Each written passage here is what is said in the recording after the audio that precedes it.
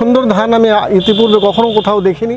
এইসব জাতীয় ধানের চাইতেই ধানের মনে হচ্ছে ফলনটা অনেক বেশি হবে এবং ধানের চেহারা খুব ভালো, শীষ বড়। হ্যাঁ, ধান দেখে খুব পছন্দ। মানে এই ধান কি পরবর্তীতে করার মতো? পরবর্তীতে আমরা করবো, এটা মামার সাথে বীজ চাইছি, মামা বীজ চাইছে, বীজ দেবো।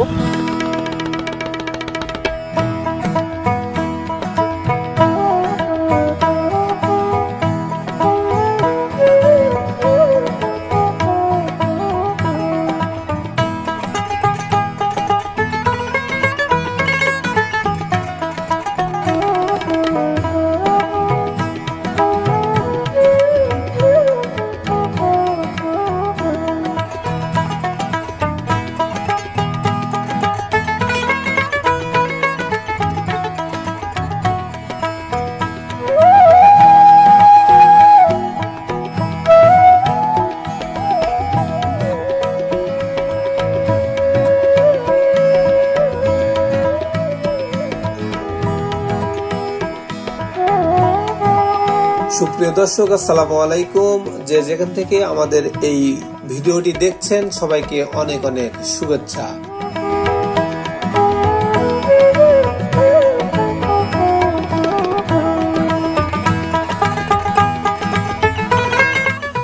আজকে উপস্থিত হয়েছি নাটোরের বাগাতিপাড়া উপজেলার দয়রামপুর গ্রামে একটি মাঠে। সেখানে নতুন জাতের একটি ধান এই এলাকাতে আলোড়ন সৃষ্টি করেছেন। দেখতে আসছেন অসংখ্য মানুষ। এই ধান থেকে আমরা ধানের পিছনে নিব, দেশে এত সুন্দর ধান হয়েছে।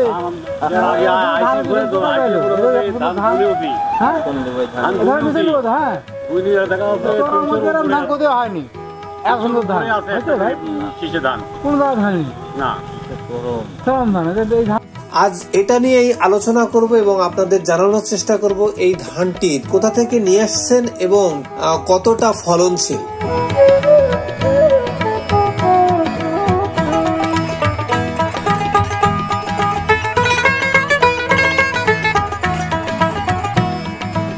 কৃষিতে বাংলাদেশ এগিয়ে যাচ্ছে, এটা ভাবতে গর্বে বুক ভরে ওঠে। বাংলাদেশের প্রাণ বাংলাদেশের কৃষি, আর মাঠের নায়ক সেই পরিশ্রমী কৃষক। ফসল উৎপাদনের প্রতিনিয়তই চলছে নীরব প্রতিযোগিতা। কার ফসল হবে বেশি, কার জমিতে ফলন হবে সর্বোচ্চ। এই প্রতিযোগিতায় কৃষকদের আগ্রহী করে তুলেছেন নতুন জাত, নতুন প্রযুক্তি এবং নতুন স্বপ্ন বুননে।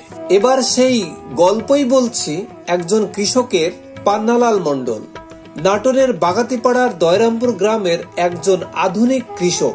নিজের গবেষণা, নিজের চেষ্টা আর স্বপ্ন নিয়ে তিনি এনেছেন ভারতের আলোচিত একটি ধানের জাত পাইজাম 10। ইউটিউব দেখে আত্মীয় স্বজনের মাধ্যমে সংগ্রহ করেছেন এই বীজ, আর আজ এই ধান দেখে পুরো এলাকা সৃষ্টি হয়েছে আলোড়ন। দূর দূরান্ত থেকে কৃষকরা ছুটে আসছেন তার জমিতে। পান্নালাল মণ্ডলের সাথে কথা বলতে গেলে সে জানান এই ধানটি প্রথমবার করেছেন বর্ষা মৌসুমে। গাছ শক্তপুক্ত, লম্বা, আশেপাশের ধান হেলে পড়েছে, কিন্তু এই জাতটা এখনো শক্ত হয়ে দাঁড়িয়ে আছেন।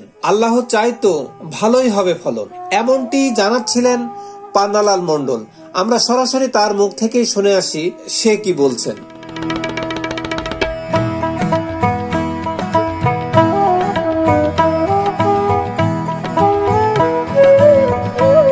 ধানটা তো আপনিই করতেন।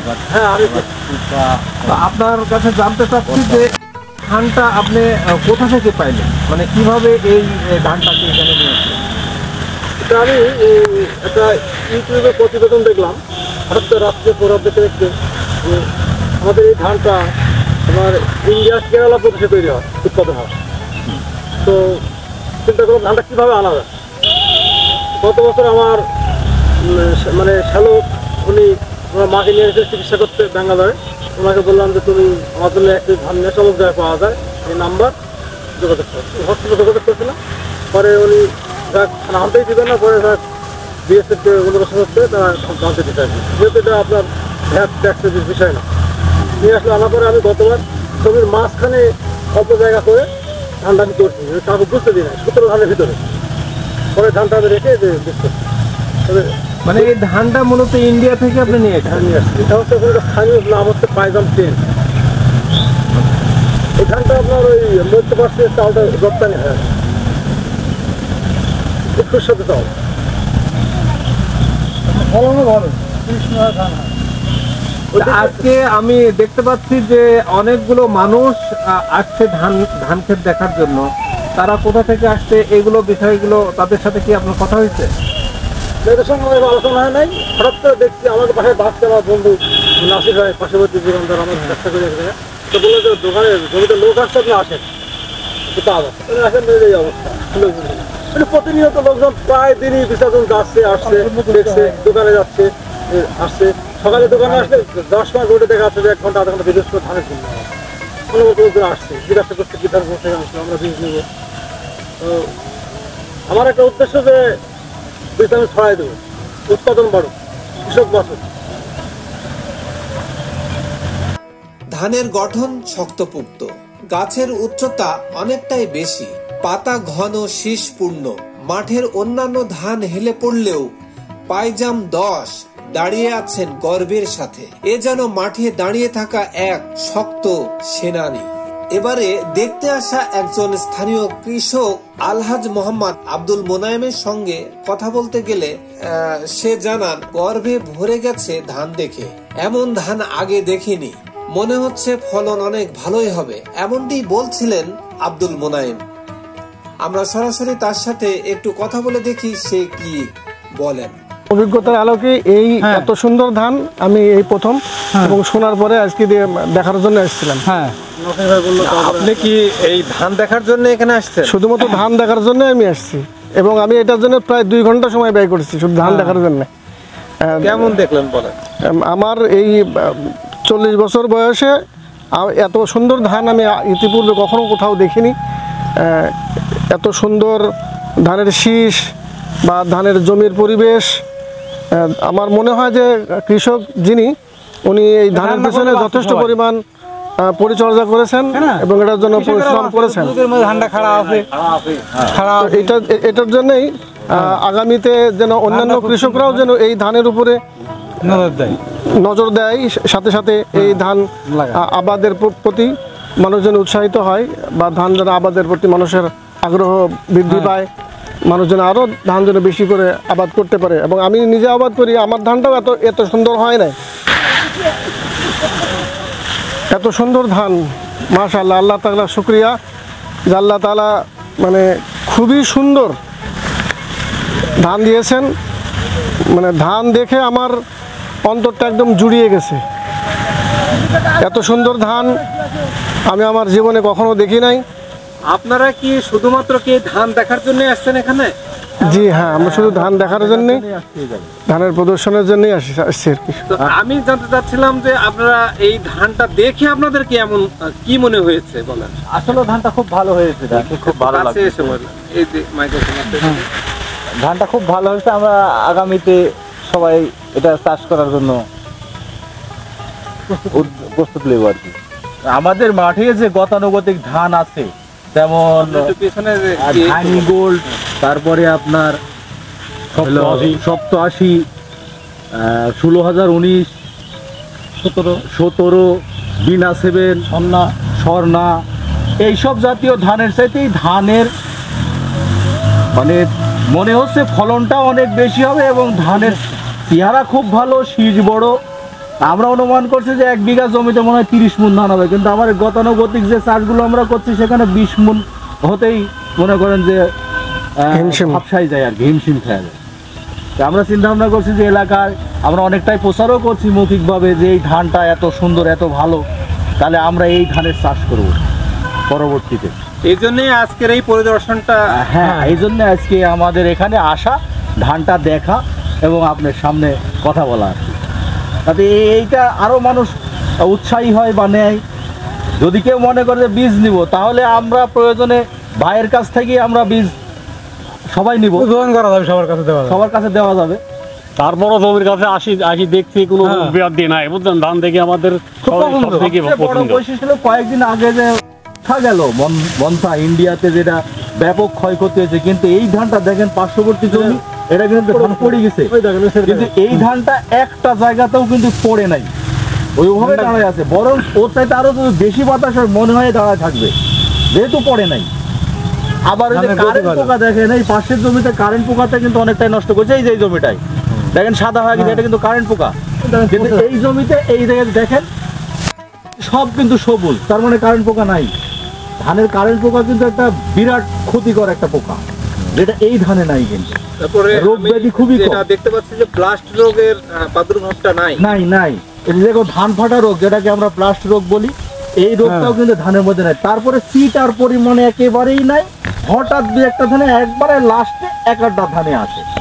অনুমান করা হচ্ছে প্রতি বিঘায় ফলন হতে পারে প্রায় 30 মণ, আর পাকতে বাকি আছে প্রায় 15 দিন। এই সফলতা শুধু পান্নালাল মণ্ডলের নয়, গ্রামীণ কৃষির, বাংলাদেশের কৃষির এক উজ্জ্বল উদাহরণ। কৃষক মানেই শুধু মাটি খোঁড়া নয়, তারা গবেষক, তারা উদ্ভাবক, তারা স্বপ্নবাজ। নামই তো পাইজাম। হ্যাঁ, নাম পাইজাম। পাইজামের ভালো, যথেষ্ট যথেষ্ট দেওয়া দিয়েছে।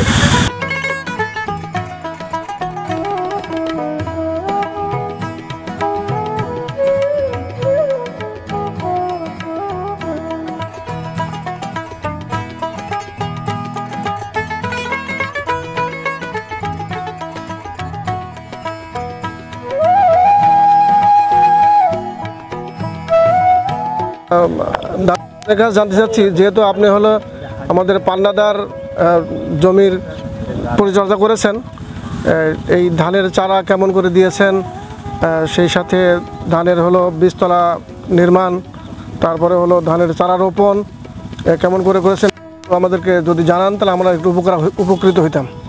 হ্যাঁ স্যার, আমরা দেওয়ার সময় ধরেন যে নিম্নে 3 কেজি পড়ন দেওয়া হয়েছে স্যার। 3 কেজি পড়ন দেওয়ার পর আপনার ফসফেট পটাশ দেওয়া হয়েছে, দেওয়ার পর তারপরে আপনার জৈব সার দেওয়া হয়েছে, দেওয়ার পর জৈব সার প্রয়োগ করেছেন? হ্যাঁ, প্রয়োগ করেছেন। গোবর সার না, ওই সার দিয়ে আপনার গোটা জমি দিয়া, পাকা দিয়া, ঘুলা দেয়া, মই দেওয়া সুন্দর করে 1 দিন পরে এই চারাটা ফেলানো হয়েছে। 1 দিন পর ফেলেছেন? হ্যাঁ, মাটির মধ্যে ভিজিয়ে রাখছিলেন? না, হ্যাঁ, ধান টাকা নিয়েছিল। টাকা নিয়েছেন আগে বাড়িতে? হ্যাঁ, বাড়িতে ধান টাকা নিয়েছি, টাকা তারপরে 1 দিন পরে চারাটা দেওয়া। কত ভাগ টাকা ছিল? মানে টেকারিটা কত ভাগ ছিল? ওর মধ্যে কম টম ছিল না, সবই টেকাইছে? না, সবই টেকাইছে, ধান মার যায়নি। হ্যাঁ, মার যায়নি। ও ঘরে টাকাটা সিটিমিটি বার গেছে, আলাদা তথা ধান সবই টেকাইছে। ধানের সার প্রয়োগ করেছেন কয়বার? রাসায়নিক সার? ও, রাসায়নিক সার 2বার করা হয়েছে। রাসায়নিক সার 2বার। এবং স্প্রে করেছেন কতবার? 3বার করা হয়েছে। স্প্রে করেছেন 3বার। তো ঠিক আছে দাদা, আমরাও যাতে পরবর্তীতে আমরা এই আবাদগুলো যেন আপনাদের মতো করে করতে পারি, সেই আশায় রাখছি ইনশাআল্লাহ। দাদা, আমি আপনার কাছে মানে আপনার সাথে আপনার কথাকে আমি সমর্থন করে একটা কথা জিজ্ঞাসা করতে চাই, যে কৃষি গবেষণা ইনস্টিটিউট বা আরও উচ্চ পর্যায়ে যে গবেষণাগুলো চলছে ধানের উপরে, পাটের উপরে বা কৃষি বিষয়ে, সেই গবেষণার পাশাপাশি আমরা কৃষকরাও তো অনেক গবেষণা করতেছি। অবশ্যই। তো এই গবেষণার ফলে তো আপনার আজকের এই ধানটা যে আপনি ইন্ডিয়া থেকে যে জোগাড় করে চারা দিয়ে এই যে ফলনটা করছেন, এতে কি ফার্স্ট টাইমে আপনি মনে হয়নি যে আপনি যে 2-2.5 বিঘা যে ধান করছেন, তাতে আপনি মানে এখানে ফ্লপ হইতে পারে, বা ধানটার গতানুগতিক যে জীবনকাল, মড়ক কেমন হবে না হবে, এগুলো আপনার কাছে কি টেনশনের কোনো কারণ হয়েছিল কিনা? না, হয় না। এই জন্য আমি প্রথমে অল্প পরিসরে করে গত বছর আমি গোটাকে বাস্তবে রোপ নিয়েছি, নেওয়ার পরে তারপরে আমি শিওর হওয়ার পরে আমি বেশি আওয়াজ করছি। কারণ হচ্ছে যে ধানটা করা যায়, আমি দেখলাম ধানটা করা যায়, রোগ কম, সার কম, আপদ কম। দেখেন না, এই যে কালকে আপনার মনটা হয়, দেখেন ধানগুলো পড়ে, দেখেন এদিকে ক্যামেরা করেন, দেখেন কি অবস্থা, দেখেন একই ধান, দেখেন এটা একটাও পড়ে নাই। আমি নিজে টেস্ট করছি, টেস্ট করার পর তারপরে আমি নিজে করার পর পাবলিকে বলছি যে আমি এই ধান লাগাইছি। আমাকে বন্ধু বান্ধব পাশাপাশি কৃষকেরা হাতে একটু উপহাস করে যে কি পাগল টাগল নাকি, কি বলতে কি হয়, পাগল টাগল নাকি। পরে আমার ওই যে মামাতো ভাই আছে, মামাতো ভাই চারা বাঁচলো, ভাই চারা বলে লাগা, ওই না লাগাও ওর ভাইকে দিল যে ভাই লাগাতে অল্প ছাড়া হতে হবে না, তুই লাগা। ওদের পিছন হয়ে গেছে আর কি, কোনো সমস্যা নেই। এখন দেখা যাচ্ছে ধানটার জন্য সবাই ঠিক আছে, খুব ভালো হয়েছে। এই দেখেন কোনো পাতায় দেখেন স্পট নাই, দেখেন একটা ছোটো কালো ধান পাবো নেই। আবার দেখবেন এই পতাকা পাতা, আবার দেখবেন ধানের গোড়া পাতাও দেখেন একই রকম, একই কালার। ধান কাঁচা, গাছ কাঁচা, কিন্তু ধান দেখা পেকে গেছে, রোগবিহীন ধান আর কি। এই ধান আমাদের শেখায় পরিশ্রম আর সাহস থাকলে অসম্ভবকেও সম্ভব করা যায়। বাংলাদেশের কৃষি বদলাচ্ছে, কৃষক বদলাচ্ছে, আর বদলে যাচ্ছে আমাদের দেশের ভবিষ্যৎ। বাংলার মাটি, বাংলার গর্ব, কৃষকের হাত, বাংলাদেশের ভবিষ্যৎ। আমাদের এই ধানের যদি কেউ বীজ নেওয়ার ইচ্ছা প্রকাশ করেন, আমাদের স্ক্রিনে নাম্বার আছে, নাম্বার দিয়ে যোগাযোগ করবেন। আমরা বীজ দেবো এবং তার সার্বিক সহযোগিতা করবো। সে যদি কোনো সমস্যার সম্মুখীন হয়, আমরা সমাধান দেওয়ার চেষ্টা করব। মানে ধানের শুরুর থেকে, বীজের থেকে শুরু করে তার পরিচর্যা সম্পূর্ণটাই আমরা বুদ্ধি দেবো, সাজেশন দেবো, সহযোগিতা করবো আর কি। আচ্ছা, আমি জানতে চাচ্ছি যে যদি কেউ সমস্যার সম্মুখীন হন, যে ধানটা বা মাটি গুনে বা বিভিন্ন ভাবে যদি আক্রান্ত হন, তাহলে প্রয়োজনে আপনাকে পাবে কিনা তারা? হ্যাঁ, অবশ্যই পাবে। এবং ধানের মাটিটা কোন কোয়ালিটির মাটি, এঁটেল দোআঁশ না বেলে দোআঁশ না এঁটেল না বালি, সেই ক্ষেত্রে সেই ধানের সার প্রয়োগ করতে হবে। আমরা সেই সহযোগিতা করবো, সব সময় তাকে পরামর্শ দেবো, মোবাইলে দেবো, এবং কাছাকাছি হলে আমরা তার সমাধান দেবো আর কি, এটাই। আর আমাদের যদি বীজ নেওয়ার ইচ্ছা করে থাকে, আমাদের এই কৃষি তারকা গ্রুপের সঙ্গে যোগাযোগ করবেন, আপনার বীজ পেয়ে যাবেন। এটা অনলাইনে পাবেন, এখান থেকে নিয়ে যেতে পারবেন, অনলাইনেও পাবেন। এই ধানটি যদি কেউ নিতে চান, তাহলে আমার সঙ্গে যোগাযোগ করবেন স্ক্রিনে দেওয়া নাম্বারে। আল্লাহ হাফেজ।